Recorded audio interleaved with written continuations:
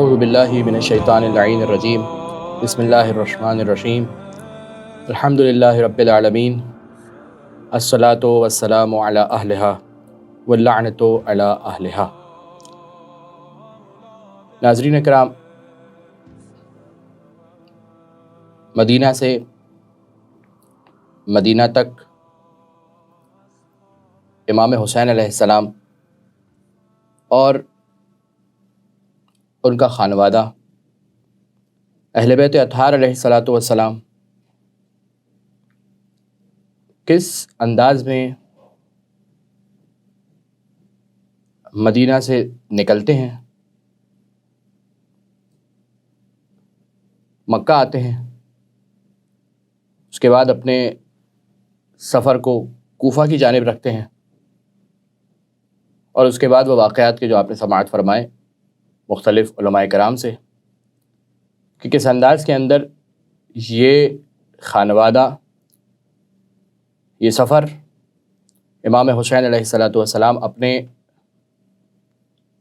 اہل و عیال کے ساتھ، اپنے خانوادے کے ساتھ گزارتے ہیں، اور ایک وہ موقع آ جاتا ہے کہ جس موقع پر امام حسین علیہ السلام اس مقام پر آ جاتے ہیں، اس سرزمین پر آ جاتے ہیں کہ جو سرزمین وہ سرزمین ہے کہ امام حسین علیہ السلام مدینہ سے نکلتے وقت جس سرزمین کا تذکرہ کر رہے ہیں، بلکہ میں اگر اس سے پیچھے جاؤں اور اگر ہم تاریخ کی اوراق کو پلٹ کر دیکھیں تو انبیاء کرام علیہ الصلاۃ والسلام، ختمی مرتبہ صلی اللہ علیہ وآلہ وسلم، امیر المؤمنین علیہ الصلاۃ والسلام، شہزادی کونین سلام اللہ علیہ امام حسن علیہ الصلاۃ والسلام، یہ تمام کے تمام معصوم ہستیاں اپنی زندگی کے اندر جس اہم ترین مقام کا تذکرہ کرتی ہوئی نظر آتی ہیں وہ ہے کرب و بلا کا مقام۔ جی ہاں ناظرین کرام، آپ اس سے پہلے کربلا تک امام حسین علیہ السلام کا سفر کیسے گزرا اسے سماعت کرتے ہوئے آئے، اور اب ہم امام حسین علیہ السلام کربلا پہنچنے کے بعد سے لے کر روز عاشور تک وہ کون کون سے اہم واقعات، وہ کون کون سے اہم حادثات، وہ کون کون سے اہم ڈائلاگز، وہ کون کون سے اہم مکالمات ہیں کہ جو امام حسین علیہ السلام ہمیں کربلا پہنچنے کے بعد ان مکالمات کو انجام دیتے ہوئے نظر آتے ہیں، ان ڈائلاگز کو انجام دیتے ہوئے نظر آتے ہیں، حجتیں تمام کرتے ہوئے نظر آتے ہیں، اور کس انداز میں اپنے اہل خانہ کے ساتھ، کس انداز میں اپنے خاندان والوں کے ساتھ مخاطب ہیں، کس انداز میں اپنے اصحاب کے ساتھ مخاطب ہے، اور کس انداز میں اس لشکر سے مخاطب ہے کہ جو امام حسین علیہ السلام کے قتل کے ارادے سے کربلا پہنچ رہا ہے۔ 2 محرم الحرام مقاتل نے لکھا کہ یہ وہ تاریخ تھی کہ جس تاریخ کو امام حسین علیہ السلام کربلا میں پہنچتے ہیں، اور صرف ہماری کتابوں میں نہیں بلکہ عامہ اور خاصہ دونوں کی کتابوں کے اندر اس بات کو نقل کیا گیا، کیونکہ آپ یہ بات جانتے ہیں کہ تاریخ کربلا جس انداز میں ہمارے پاس پہنچی ہے، بہت ہی ڈسپرس اسٹائل کے اندر، بہت ہی پراکندہ اسٹائل کے اندر، بہت ہی پراکندہ انداز میں یہ تاریخ ہم تک پہنچی ہے، کیونکہ بہت سارے راوی ایسے ہیں کہ جو عامی ہیں، تاریخ کربلا کو نقل کرنے والے، واقع کربلا کو نقل کرنے والے، بہت سارے ایسے ہیں کہ جو لشکر امام حسین علیہ السلام میں شامل نہیں ہیں، مقابل کی فوج کا حصہ ہیں، لیکن ظاہر ہے کہ ان کے ذریعے سے بھی ہمارے پاس تاریخ پہنچی۔ تو لہذا عامہ کی ایک مشہور و معروف کتاب المعجم الکبیر، اس کتاب کے اندر ذکر کیا گیا کہ جب امام حسین علیہ السلام ایک خاص مقام پر پہنچے تو امام نے فرمایا ما اسم هذه الارض، اس زمین کا کیا نام ہے؟ قیل، کہا گیا کربلا نام ہے اس زمین کا۔ فقال صدق النبی صلی اللہ علیہ وآلہ وسلم انہا ارض کرب و بلا، اس وقت سید الشہداء امام حسین علیہ السلام نے کہا کہ ہاں، رسول اللہ صلی اللہ علیہ وآلہ وسلم نے سچ فرمایا تھا، یہ زمین کرب اور بلا کی زمین ہے۔ کربلا کے نام کی وجہ تسمیہ امام حسین علیہ السلام بتلا رہے کہ دیکھو کربلا، یہ کربلا در حقیقت کرب اور بلا سے مل کر بنا ہے، اور یہاں پر کون سا کرب اور بلا ہے؟ یہاں پر وہ کرب اور بلا انجام پانے والی ہے، یہاں پر وہ مصیبت اٹھائی جانے والی ہے کہ جس کے لیے آدم گریہ کرتے ہوئے آئے ہیں، آدم سے خاتم تک گریہ کرتے ہوئے آئے ہیں۔ یہ امام حسین علیہ السلام کربلا پہنچتے ہیں، یہ عامہ کی کتاب کی روایت، ہماری کتاب ملحوف، مقتل ملحوف، قدیمی مقتل، کہ جس کے اندر ذکر کیا گیا کہ امام حسین علیہ السلام ایک مرتبہ سیر کرتے ہوئے آ رہے ہیں، سفر کرتے ہوئے آ رہے ہیں، جب بھی وہ ارادہ کرتے ہیں مسیر کا، سفر کا، کہیں جانے کا، بعض لوگوں نے کہتے ہیں یہاں نہ جائیں، بعض لوگوں نے کہتے ہیں یہاں نہ جائیں۔ بہرحال امام حسین علیہ السلام جانتے ہیں کہ انہیں سفر کہاں پر کرنا ہے، انہیں اپنی منزل کہاں قرار دینی ہے۔ ایک مقام پر پہنچتے ہیں کہ جسے کربلا کہا جاتا ہے، اور یہ 2 محرم کا دن تھا۔ جب وہاں پر پہنچے تو امام نے سوال فرمایا، وہی سوال جو اس کتاب کے اندر بھی ذکر تھا، ما اسم هذه الارض، اس زمین کا نام کیا ہے؟ فقیل کربلا، جواب دیا گیا کہ اس زمین کا نام کربلا ہے۔ اس وقت امام علیہ السلام نے حکم دیا، انزلو، اب تک تو تم سوار تھے، اب تک تو تم اپنی اپنی سواریوں پر موجود تھے، یہاں پر پڑاؤ ڈالو۔ ہا ہونا واللہ محط رکابنا، خدا کی قسم یہی وہ جگہ ہے کہ جہاں پر ہمارے سواریاں بندھیں گی، وصوفے کا دماؤنا، یعنی جہاں پر ہم ٹھہریں گے، وصوفے کا دماؤنا، اور یہی وہ جگہ ہے کہ جہاں پر ہمارا خون بہایا جائے گا۔ ہا ہونا واللہ محط قبورنا، یہی وہ جگہ ہے کہ جہاں پر ہماری قبریں بنیں گی۔ وہاں ہونا واللہ صوبیہ حریمنا، خدا کی قسم یہی وہ جگہ ہے کہ جہاں پر ہماری حریم، ہماری عطرت، ہماری مسورات کو قید کر لیا جائے گا۔ بہذا حدثنی جدی، اور یہ جو میں بتلا رہا ہوں یہ میرے جد رسول اللہ صلی اللہ علیہ وآلہ وسلم مجھ سے فرما کر گئے۔ قابل غور نقطہ یہاں پر یہ ہے کہ امام حسین علیہ السلام کی یہ جو انداز ہے، کربلا سے پہلے، مدینہ سے چلتے ہوئے، مکہ کے موقع پر، رستے میں مختلف مقامات پر، اور کربلا پہنچنے کے بعد،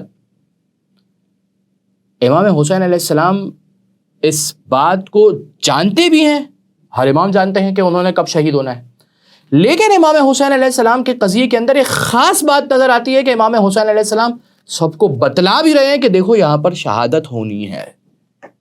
ہر امام اپنے علم کے اعتبار سے جب امیر المومنین جا رہے ہیں مسجد کوفہ کے اندر تو جانتے ہیں کہ وہاں پر شہید ہو جائیں گے، لیکن انداز وہ انداز نہیں ہے جو امام حسین علیہ السلام کا انداز ہے۔ ایک خاص انداز کے اندر امام حسین علیہ السلام اس پورے سفر کو اختیار کرتے ہیں تاکہ کہیں یہ شبہ، کہیں یہ ڈاؤٹ نہ رہنے پائے کہ امام حسین علیہ السلام شاید اس خلافت کے لیے، شاید اس حکمرانی کے لیے، شاید اس تخت و تاج کے لیے نکل رہے ہیں کہ جو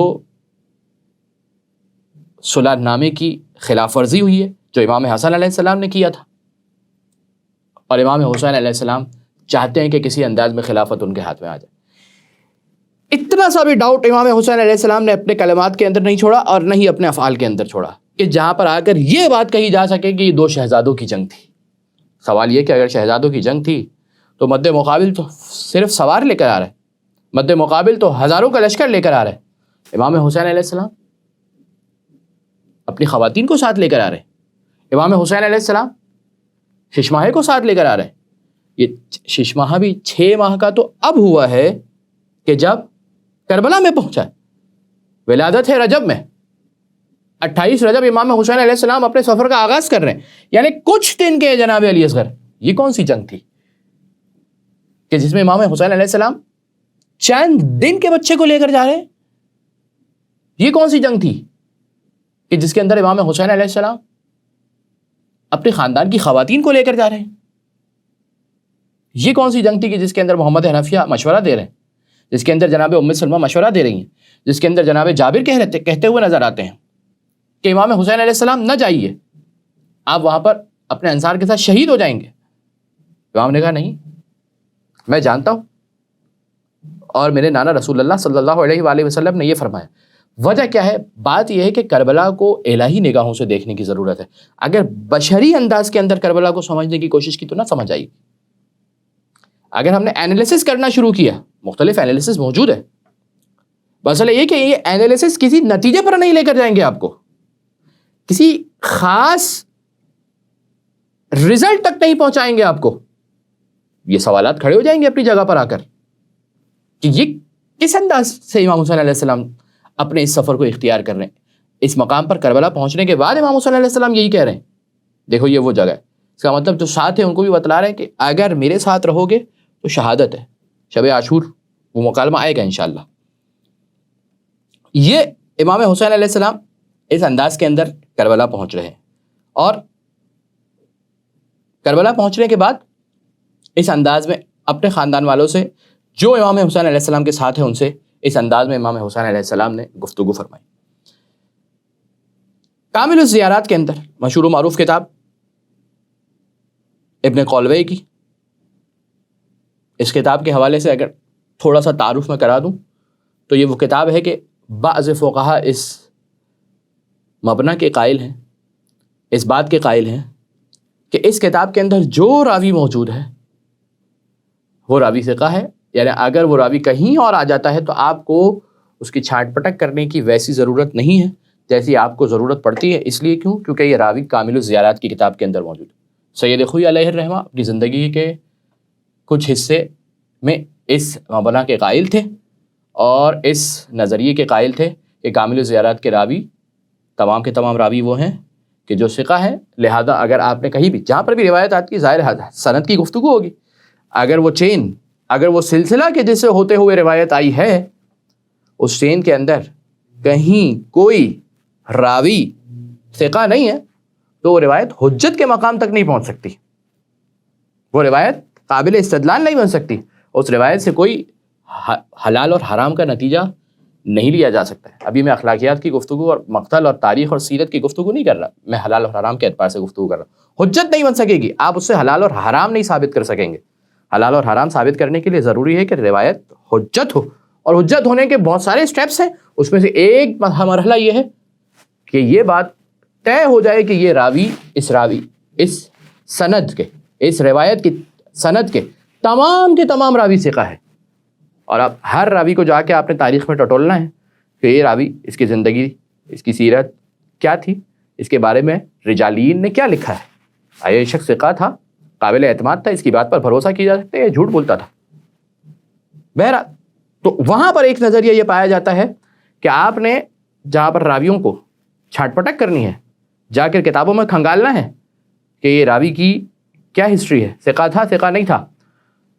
ایک نظریہ یہ پایا جاتا ہے کہ اگر وہ راوی کتاب کامل الزیارات کی کسی روایت کا ہے تو آپ کو پھر اس راوی کی جا کر سیرت کو اور رجالین کے اقوال کو دیکھنے کی ضرورت نہیں ہے، یہ بات کافی ہو جائے گی کہ یہ کامل الزیارات میں موجود ہے۔ البتہ سید خوئی اپنی زندگی کے آخری حصے میں اس نظریے سے عدول کر گئے تھے، لیکن کہنے کا مطلب یہ کہ یہ ایک مبنی موجود ہے اور یہ اس کتاب کی ویٹیج کو، اس کتاب کے وزن کو بڑھاتا ہے۔ کتاب کامل الزیارات کے جس کے اندر زیارت کے چیپٹرز ہیں، بہت ساری زیارات کی روایات کو نقل کیا گیا، صرف امام حسین علیہ السلام کی بلکہ اور بہت سارے ائمہ کی، حتیٰ مومنین کے قبور کی زیارت بھی وہاں پر ذکر کی گئی، خاص طور پر زیارت کی کتاب۔ اس کتاب کے اندر امام محمد باقر علیہ السلام سے ایک روایت نقل کی گئی ہے کہ جب امام حسین علیہ السلام کربلا پہنچ گئے تو کربلا پہنچنے کے بعد امام حسین علیہ السلام نے محمد حنفیہ کو ایک خط لکھا۔ کس کو خط لکھا؟ محمد حنفیہ کو۔ کون محمد حنفیہ؟ امام حسین علیہ السلام کے بھائی، امیر المومنین کے فرزند، جنگ صفین میں جو ساتھ تھے۔ والد گرامی الگ ہیں، محمد حنفیہ کی والدہ الگ ہیں، اور اسی وجہ سے انہیں حنفیہ کہا جاتا ہے کیونکہ محمد حنفیہ کی جو والدہ تھی وہ حنفی خاندان سے تھی۔ اور امام حسین علیہ السلام واضح ہے آپ کے لیے کہ شہزادی کونین کے فرزند ہیں. تو یہ دونوں بھائی تھے. اور یہ بات آپ نے سنی ہے کہ جب مدینہ سے نکل رہے تھے تو اس وقت جناب محمد حنفیہ نے بھی مشورہ دیا تھا، جیسا کہ میں نے بھی اشارہ کیا. جب کربلا پہنچ گئے تو وہاں پر امام حسین علیہ السلام نے کربلا پہنچنے کے بعد جناب محمد حنفیہ کو خط لکھا. اور کیا لکھا؟ بسم اللہ الرحمن الرحیم من الحسین ابن علی الی محمد ابن علی. حسین ابن علی کی جانب سے خط ہے محمد ابن علی کے لیے، یعنی محمد حنفیہ کے لیے. ومن قبلہ من بنی ہاشم، اور اس کے علاوہ باقی بنی ہاشم کی تمام کی خدمت کے اندر یہ خط ہے. امام حسین علیہ السلام ایک پیغام دے رہے ہیں. کیا دے رہے ہیں؟ صرف ایک جملہ. اما بعد فکأن الدنیا لم تکن وکأن الآخرہ لم تزل. گویا کہ دنیا لم تکن تھی ہی نہیں، وکأن الآخرہ لم تزل، اور آخرت ہمیشہ ہمیشہ کے لیے ہے. والسلام. صرف ایک جملہ. فکأن الدنیا لم تکن، گویا کہ دنیا تھی ہی نہیں. وکأن الآخرہ لم تزل، اور آخرت ہمیشہ ہمیشہ کے لیے رہنے والی ہے. صرف ایک جملے کے اندر امام حسین علیہ السلام نے یہ بتلا دیا کہ دیکھو میں ایک ایسی جگہ پر آ چکا ہوں کہ جہاں پر میری دنیاوی زندگی ختم ہو چکی ہے. اور یہ بات یاد رکھنا کہ اگر تا قیامت تک حیات ہے تو وہ حسین ابن علی کے لیے حیات ہے. حسین ابن علی ایسی جگہ پر آ چکے ہیں کہ ابدی حیات ہے. اور اس ابدی حیات کو، یہ وہی ابدی حیات ہے کہ جس کو جناب قاسم علیہ السلام نے فرمایا تھا جب امام حسین علیہ السلام نے دریافت کیا تھا کیف عندک الموت، آپ کے نزدیک موت کیسی ہے؟ تو فرمایا تھا احلی من العسل، شہد سے زیادہ شیریں. کیوں؟ اس لیے کہ وہ موت کو موت نہیں سمجھتے تھے، وہ موت کو زندگی سمجھتے تھے. اس لیے کہ زندگی در حقیقت اس دنیا سے جانے کے بعد کی زندگی ہے، اس سے پہلے کی زندگی زندگی نہیں ہے. وآخر الدعوانا ان الحمد للہ رب العالمین وصلی اللہ علی محمد وآلہ الطاہرین. اللہم صل علی محمد وآل محمد.